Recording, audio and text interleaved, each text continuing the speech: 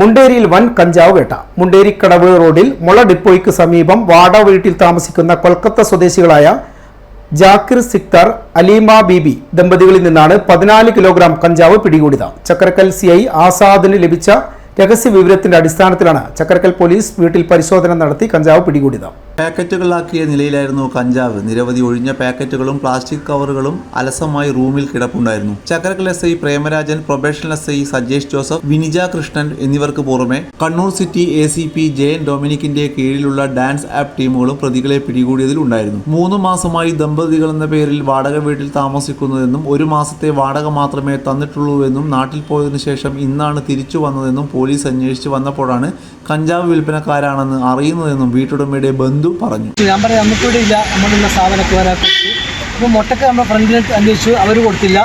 അപ്പോൾ കുറേ കറങ്ങിയിട്ട് അവസാനം ലാസ്റ്റ് ഇവർ കിട്ടി. ഈ കൊടുത്ത പാർട്ടി ഈ വീട് നമ്മുടെ അതിൻ്റെ തറവാടാണ്. അപ്പോൾ ഇവർക്കറിയില്ല, അന്വേഷിച്ച് വന്നപ്പോൾ ഇന്ന ആൾക്കാരൊന്നും അറിയില്ല.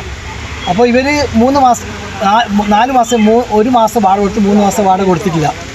അപ്പോൾ ഇപ്പോൾ ഇന്ന് ഇവിടെ എത്തിയെന്ന് പറഞ്ഞു. അപ്പോൾ എത്തിയപ്പോൾ സംഭവം ചെയ്ത് ഇവരെ ഇതിന് സാധനം ഇങ്ങനെ മയക്ക് വരുന്നതാണ്. ഇവർ ആൾക്കാരായിട്ടും മൊത്തം പല സ്ഥലത്ത് ഇങ്ങനെ നല്ല കോൺടാക്റ്റും ഉണ്ട്. ഞാനിവിടുന്ന് പോകുമ്പോൾ സമയത്ത് ചിലപ്പോൾ രാത്രിയൊക്കെ ആയിട്ട് ചെറുപ്പക്കാരെ കാണാം.